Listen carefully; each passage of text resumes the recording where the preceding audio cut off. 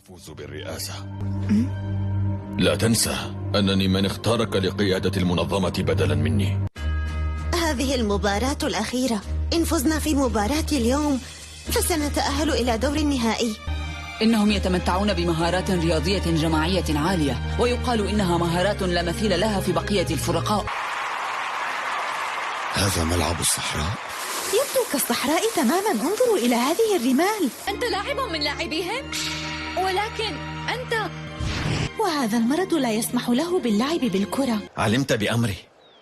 صحيح، أنا مريض ولم يسمح لي الطبيب باللعب، ومع ذلك سأشارك. سألعب ضدك اليوم.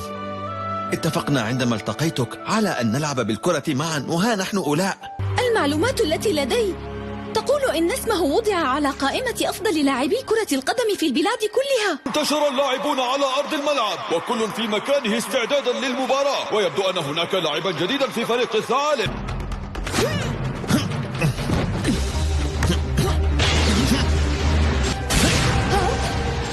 ركلتها بعيدا عن الرمال؟ ركلة فارسة الصحراء. لنحرز هدفا. حاضر.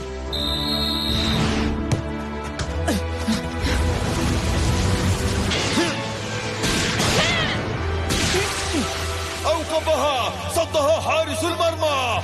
مهارة القفز الجوي. أياد. ركلة لحن الكرة. مهارة المقاتل المدرع. مجدي. لن تستطيع إيقافي أبدا يا بيان.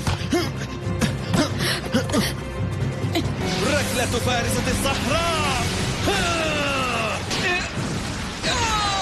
هدف! لن يستطيع أحد صد كرته إلا سيحل محل هشام اللاعب هاني. إذ سيحل هاني محل هشام في حراسة المرمى، وسيحل محل هاني في الدفاع اللاعب راجح. إنه واثق بقدرتي على أن أحل محله. صديقي هشام، أعاهدك أن أكون عند حسن ظنك.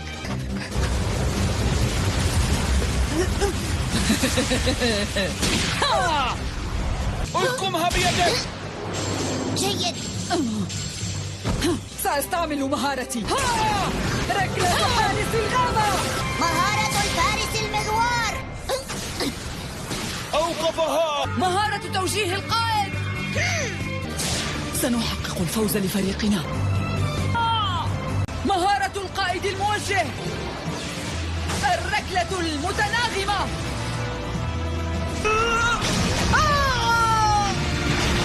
هدف! الهدف الأول للنسور. إنه لاعب لا يستطيع أحد أن يوقفه. ركلة فارسة الصحراء. صدة الفارس المغوار. مستحيل. مجدي.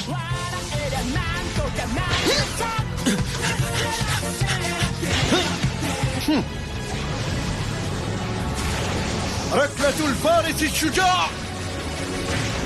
قاتل المدرع. هدف! هدف للنسور. مرر حيان الكرة إلى بيان. إنه أمام المرمى مباشرة. توقف، لا تركل. أضع بيان فرصة ثمينة لإحراز هدف، وينتهي الشوط الأول من المباراة. أنت لا تريد أن يهزم صديقك مجدي، أليس كذلك؟ لا. يمكنك أن تعتذر عن متابعة اللعب. دعونا نضاعف جهودنا ونبذل ما في وسعنا في الشوط الثاني كي نتمكن من هزيمتهم. حاضر. لذا سأحاول الاستفادة من سرعة عصمت في تخفيف الأعباء عن كاهل الفريق. مع المباراة الأخيرة من الدور نصف النهائي، فريقي النسور والثعالب. وصلنا الآن إلى الشوط الثاني من المباراة. يا إلهي، تجاوز عصمت غيث، وها هو ذا يتجاوز مهران أيضا بسرعة. مررها مجدي إلى رباح بعد أن تجاوز صقر. ماذا؟ لانتزاع الكرة من مجدي، لكنه لم ينجح، وباءت جميع محاولاته بالإخفاق. لا تعلم شيئا بعد، ولكن لا علاقة لسيدي مراد وغيره بما أفعله الآن. لن أتهاون في اللعب معك أبدا، افهم ذلك جيدا. نجح مجدي في تجاوز بيان أخيرا. يا إلهي، ارتدت الكرة نحو مجدي فانطلق إليها ليحاول ثانية. هدف! الهدف الثالث للثعالب، أحرزه مجدي بركلة مدهشة. يحبها أكثر من أي شيء آخر. ترى ما الذي قصده من كلامه؟ هناك ثغرة ما بلا شك. حيان، أرجوك مرر الكرة إلي. بيان، سأنجح. بيان، إنها لك.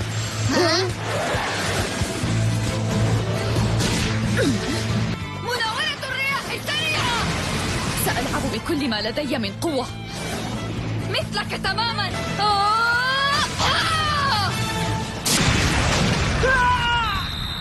هدف! ويعود التعادل ليصبح سيد الموقف ثانية. هل ستنفذ تلك المهارة؟ نعم. لنفعل ذلك، ولكن لا تقلق. سيلعب مجدي في خط الدفاع. تفصلنا بضع دقائق عن نهاية المباراة، والتعادل هو سيد الموقف. إنه يقترب من مجدي.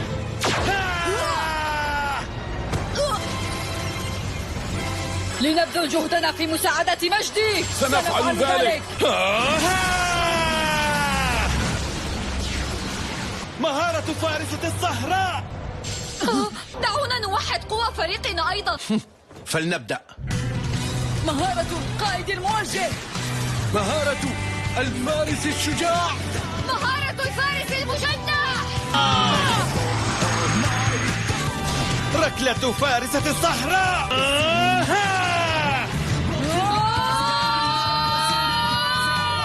المهارة الموحدة.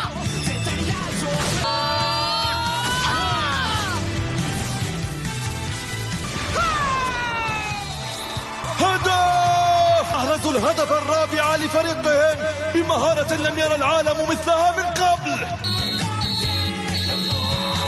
ويعلن الحكم انتهاء المباراة. الفريق المتأهل إلى الدور ربع النهائي هو فريق النسور. مبارك لكم هذا التأهل يا فريق النسور. لا أقوى على الحراك. إنه لشعور جميل أن تخوض مباراة حقيقية بكرة القدم. كانت مباراة مدهشة يا بيان. الحمد لله أنني استطعت أن ألعب في المباراة.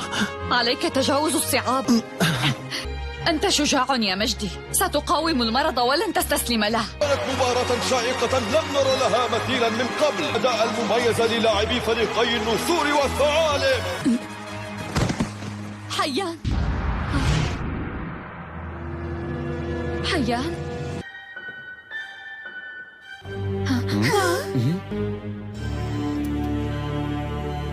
عمل جراحي؟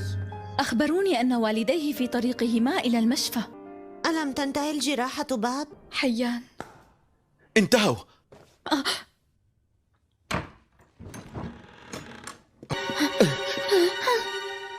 نجحت الجراحة، لذا لا داعي للقلق. ولن يستطيع الوقوف قبل شهر على الأقل. نحتاج إليه ليقود فريقنا في مباراة النهائي. افعل أي شيء من فضلك.